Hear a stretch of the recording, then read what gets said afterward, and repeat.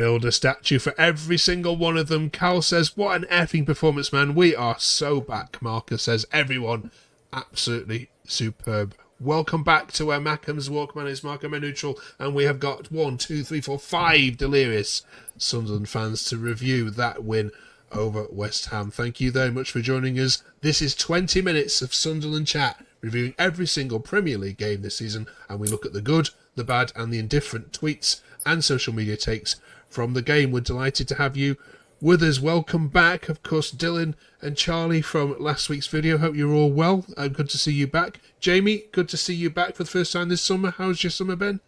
Been brilliant. Enjoyed it. The countdown's eventually finished and we're back to work. And if you're wondering, I've seen that guy Leo somewhere before. It's because over the summer, Sunderland decided to change the face of their Twitter page to this. 47,000 fans, something like that at Wembley, and this ugly mug gets chosen to be the header. How does that feel, Leo? Being the poster boy of your club. Yeah. So I was at the game and I saw the cameraman zoom in on us. So I thought, you know what, here's my chance to steal the spotlight a bit. But then I thought it might have been posted on their Instagram when they do the slideshow of fan pictures or whatever. And then I saw that just plastered up, and just to see it, I was just like, basically just reflects what every single fan was feeling like at that time. And that was like, I didn't even think about what I was doing really. I just screamed at the camera, which was, I think, what every other fan would do. So yeah, it was great to see. Fantastic. And of course, there's lots of Sunderland pods popping up and down the country, so we don't need another one. We have been going for a year, but we're delighted to also bring along to our team this year one of the finest up-and-coming young journalists in Sean Whittaker as well. Welcome, Sean. How are you? Thank you. Thanks for having us. No problem at all. Right, let's jump straight into it then.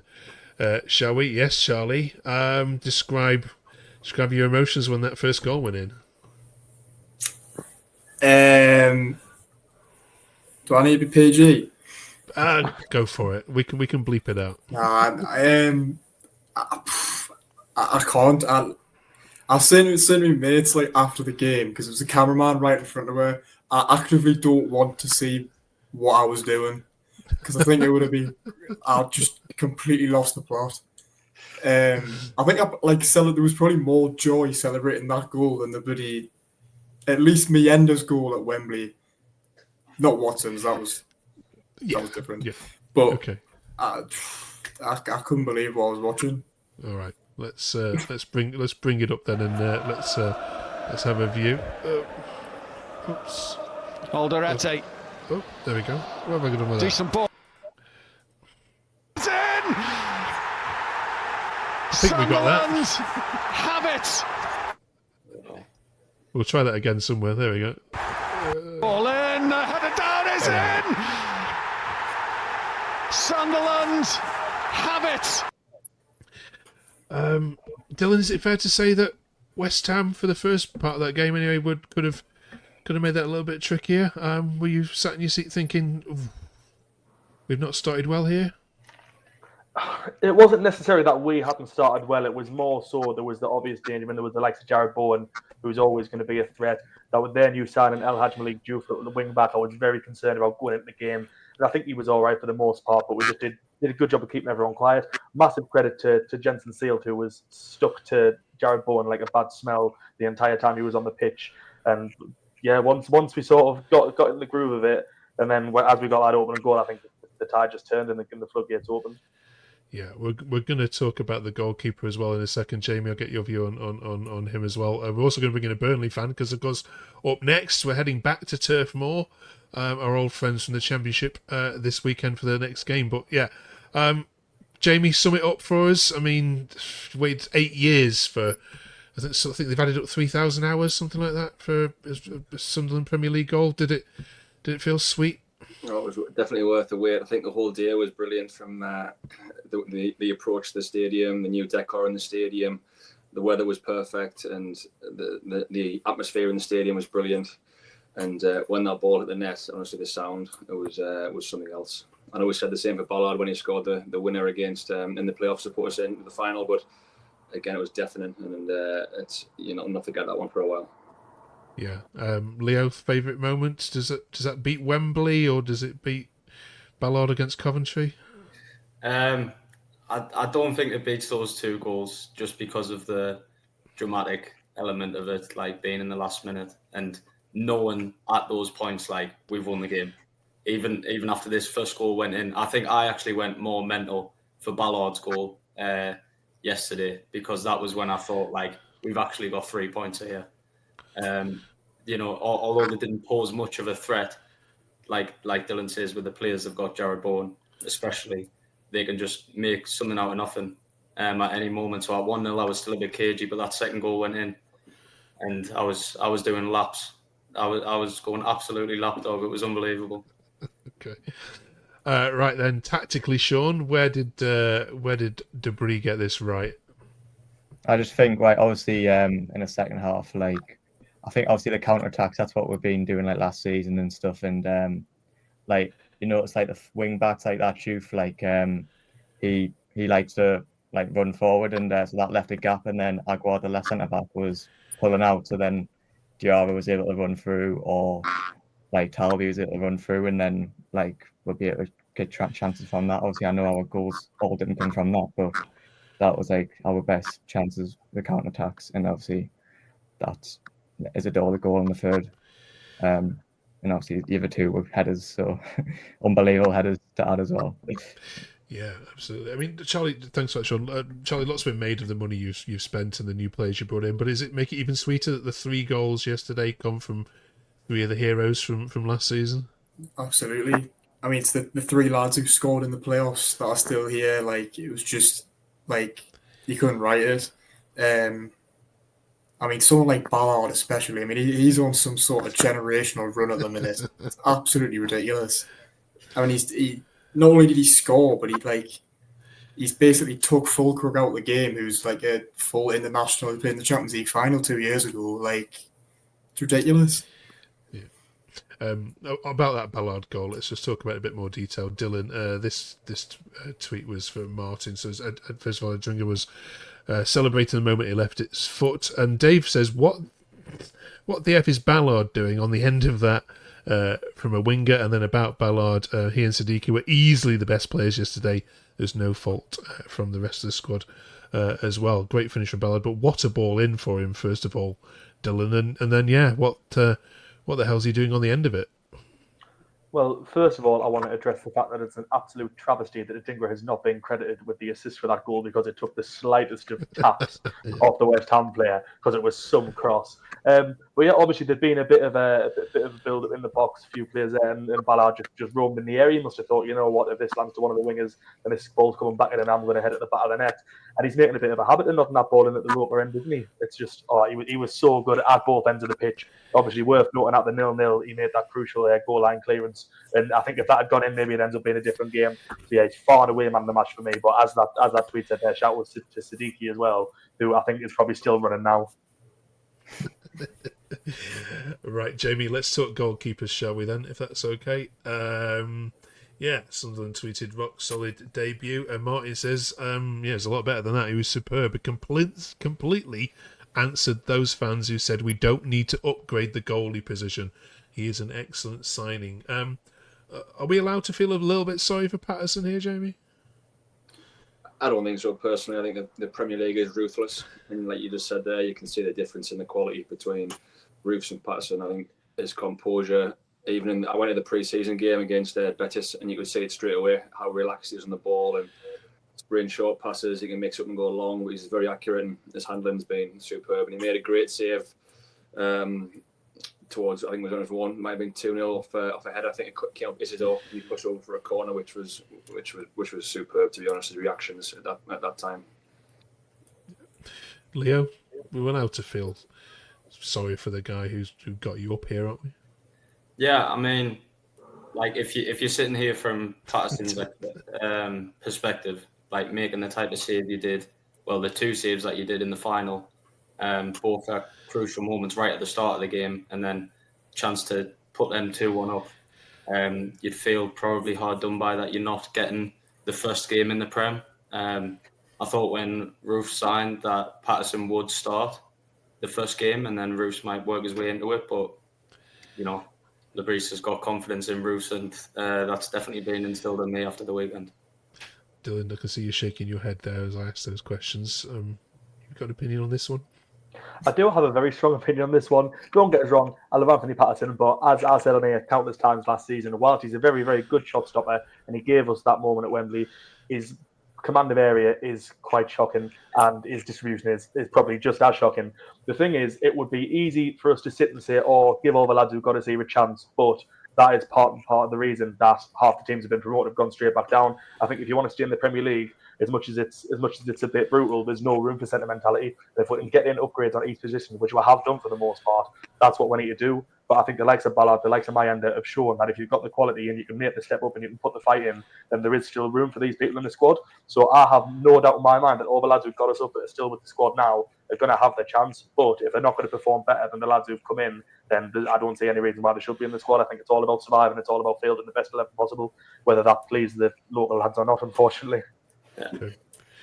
Sean, have we missed anybody that we need to give plaudits to from the West Ham game before we move on to Burnley? I think everyone just played amazing. Obviously I know it got mentioned before, but Jensen Seal, coming in, Premier League debut, didn't even start a game last season because of injuries, and it was solid. I was sad for him when he had to come off, but then obviously Alderweireld came on and played quality. So just excited for all the signings. I thought Dinger and Talby got into the game more than they have been in the pre-season, and they look good. And I don't think there was a negative from any of the players on Saturday.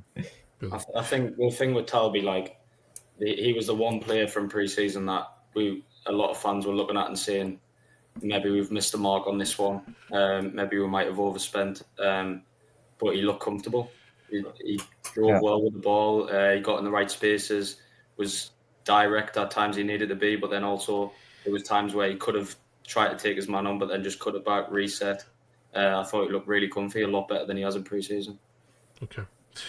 Brilliant. Right, coming up then, we're going to look at the Sunderland home kit and ask you guys whether you think where this ranks in your top 3 of all time. Are we all in favour of the centre badge? Certainly split opinion on social media. We'll also have a look, of course, at the players which have left Sunderland over the summer and give our goodbyes and good wishes to some of them, and have the club dropped a ball in any of them. But because before all that, we've got to focus on the next game as it ticks around, which is the first away game of this Premier League season, and just so happens that it's an old friend, which of course Burnley also promoted this season. Let's bring in Dan from Where Mackems Walk. Welcome, Dan. Let's see if we can get you on the screen a little bit better than that. There we go. We'll get rid of that and then we can squeeze you in. How are you there, Dan? Doing well? Hello, boys. I'm all right. How are you guys? Good. Oh, they're doing a lot better than you were. Dan, the scoreline the scoreline at Tottenham didn't reflect the game, because any of the Sunderland fans watching this, looking at it, thinking that's going to be a stroll for us on Saturday, probably didn't watch much of the Spurs game. How did you do overall? I think the scoreline is a bit flattering towards Tottenham. I think if you ask any Tottenham fan as well, they'll probably agree. I mean, you look at stats and all that. I think we had similar amount of shots on target, similar amount of attempts, all that kind of stuff. But it doesn't really matter. The final result is what's on the scoreboard. And I think they were just much more ruthless. You could see with 2 of their goals were just world-class quality. You know, Richarlison, that scissor kick that he did and what have you. So I don't think it is a fair reflection as to where Burnley were, the scoreline. I think if you watch the game, which why would you if you're not a Burnley or a Tottenham fan, but if you did, then you'd think we actually didn't play that bad. And similarly with, you guys have had an absolute superb result there with West Ham. But in saying that, when anyone does the fantasy football team, you only ever put a West Ham player in when you need a £4 million player to make up the back line. That's the only reason. So whilst, you had a great result, and it was a great result, and I always like to see the teams that have come up to try and do well. I think you may well be in a false sense of security here. Okay. Are you pleased to see Sunderland here, though, Dan, rather than Sheffield United?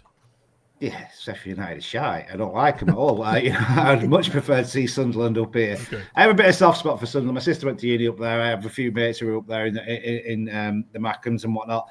But I would much prefer to see these guys up than Sheffield United with their sense of entitlement. And it adds a bit of spice, doesn't it? You've got the derby back and what have you. And also, like I say, I mean, I'm not, aside from this Saturday coming, you kind of do want to see Leeds. Well, no, I'm lying. I don't want to see Leeds do well, but you want to see Sunderland give a good fist of it, as you want to see Burnley, because you're sick to death of everyone saying, oh, there's too big a void. Those teams that come up go straight back down. I'd like to see us all kind of give a good shout at it. But apart from Leeds, they can get in the bin. Okay. Jamie, in terms of Burnley, are you surprised they've perhaps not done as much business as you guys have? They've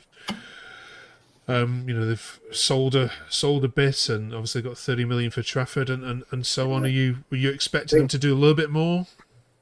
I think they still might. Obviously, there's time yet, but I think from the outside looking in, they lost a lot of their the big players from last season. The Egan Riley went. They've lost Trafford. Brownhill's gone as well, which I think if you were naming Burnley players from outside looking in again, there'd be three. They're big names that you think of. But like I say, there's time yet. I think there'll be business done by most clubs still between now and the end of the window before we go to what we've got from there. Yeah. Cheers, Jamie. Leo, 2 close games between you guys last year, 0-0 at Turf Moor, and you did beat them at your place early on in the season. Do you expect it to be tight this Saturday, given obviously the gulf in terms of money spent over the last 2 months? I think if we were to lose our first game against West Ham, it would be like a lot tighter than I think it is going to be. Just because we would see it as like, all right, we're against each other. Now's the time to get 3 early points on the board. And if we lost our first game, it would have been our first points for both teams. I think our squad hopefully is just coming off a massive, massive boost from the weekend, and the confidence that, although I'm not going to say we can beat any team in the league, but the confidence that we can give it to any team, and we can be confident on the ball, and we can get a goal against almost anyone. I think as long as we don't get penalties, we'll be all right. But like you say, Trafford's left, so hopefully we can put one past them if we do. But I would see it. I don't know. I'm thinking maybe a 2-0 is what I would say. I think it will be like a close game, but I think it'll just be the small moments that make the result. I think we've got a lot more finishing power than what Burnley has, and I think that might be the difference. Okay. Dylan, one of the criticisms of Regis last year was about the teams that played the low block and stifled your creativity. I mean, he's got more players at his expenses this year. Do you see a stubborn Scott Parker side being any problem, given that you've got an entire midfield now that can unlock those situations? Well, no, this is the thing. Like, you'd like to think on paper that we can win this game, and I think we will, for the record. But with how good the result was yesterday, we don't want to then get carried away, get complacent. Because if we went and lost this following weekend, then that 3 points is sort of scrapped off the board in terms of the race for survival. Because then that's both of us on level pegging. I do think you have a point there regarding our midfield. We've got the likes of Xhaka now, who sort of can unlock those killer balls in behind, which we did at times really, really struggle with, especially last season when we had a massive decrease in quality overall compared to what we have now. But I think Burnley are going to look at this game and not necessarily. They're not going to low block all game, because why would you do that in a game that you want to win? And the teams who've come up, they need to beat the teams around them. That's us, that's Burnley, that's Leeds. So I don't see why they would sit back. I think they're going to come at us because they'll fancy themselves to get a result. Because yes, we have had a good result against West Ham, but we are one of the other teams who come up, and we're part of the main competition for them to try and survive. So I think it'll be a bit more at each other head to head than sort of sit back and absorb pressure. Okay. What do you mean not get carried away? We're top of the league for an hour, man. No, exactly. And then we're not. You know what I mean? So we're going to be top of the league after 3 games with 9 points. That's when I'll start getting carried away. Okay. You're still Champions League as it stands, so you're all right, boys. I know, exactly.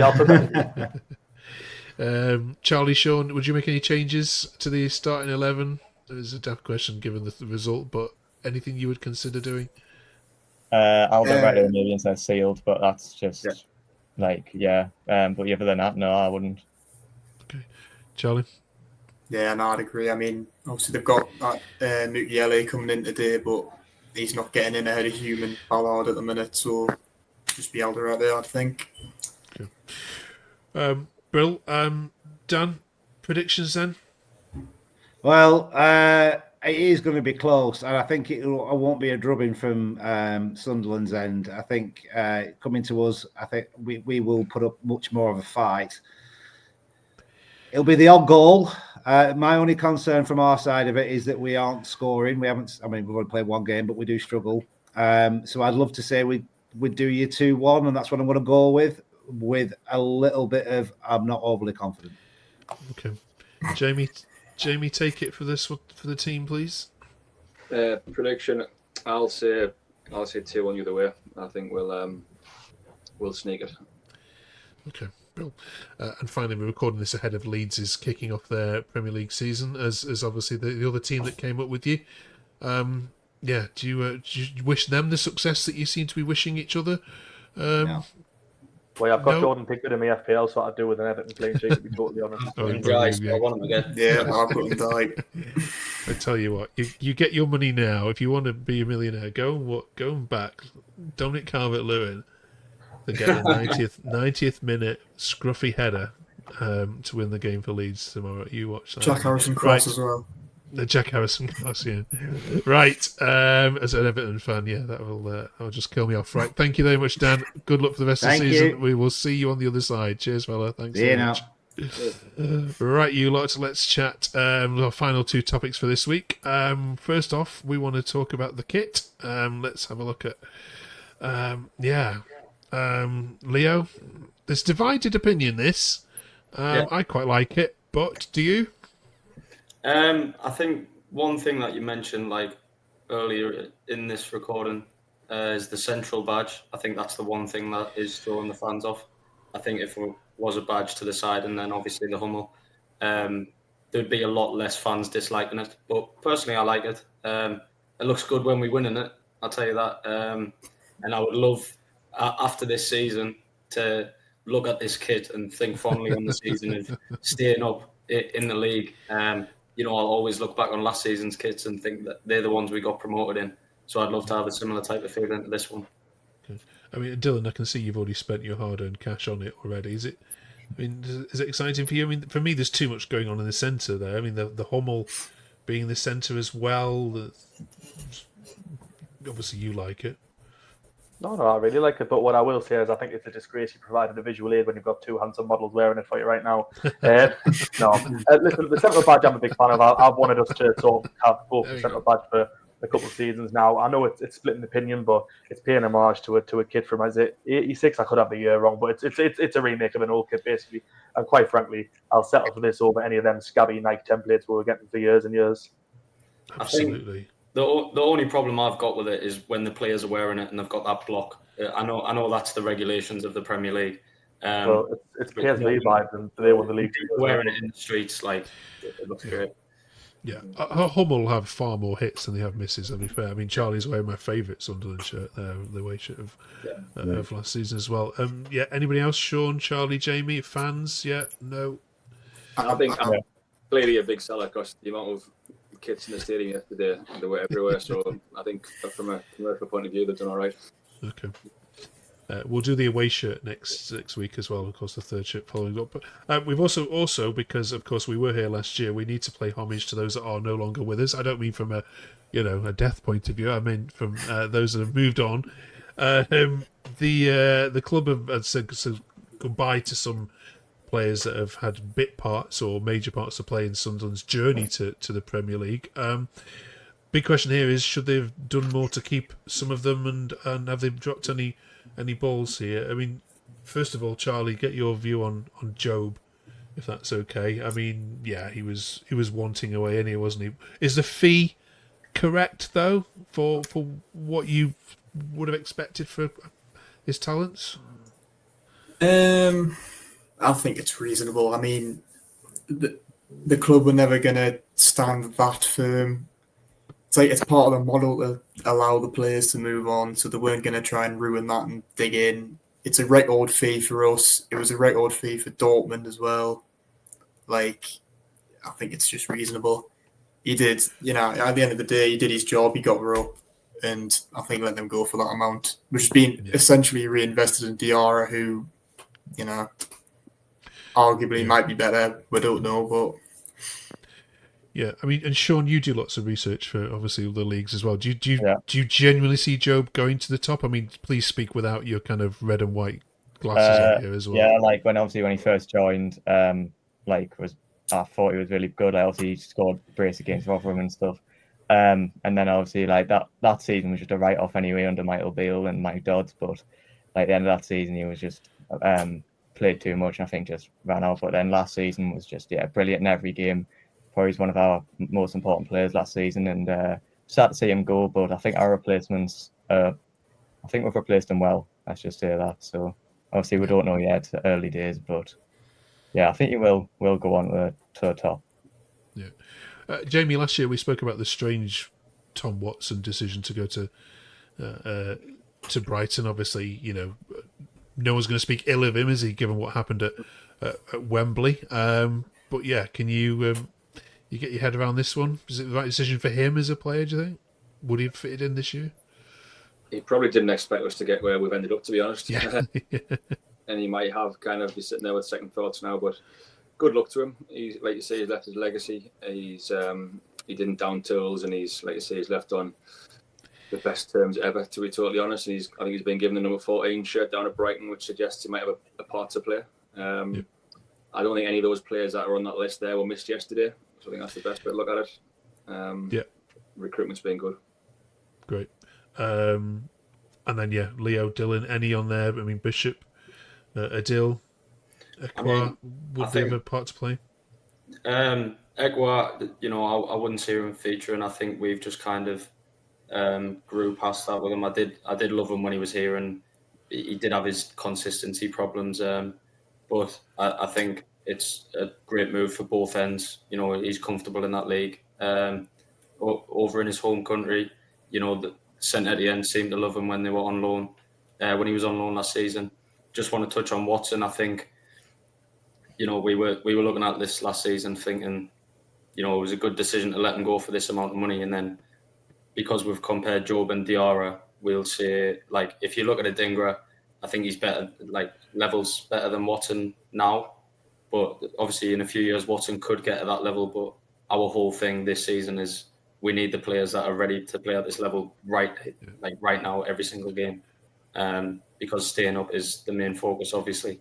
So I think it was a great move. That trade-off, even though we paid a bit more money for Adingra than what they did for Watson, I think it was definitely worth it. Yeah. Okay, brilliant.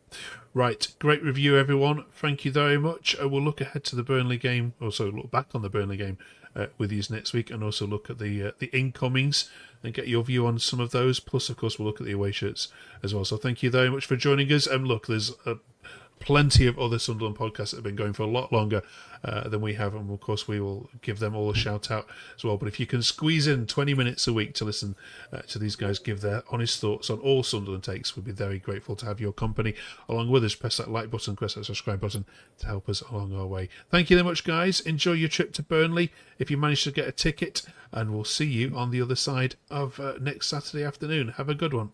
Thanks for watching.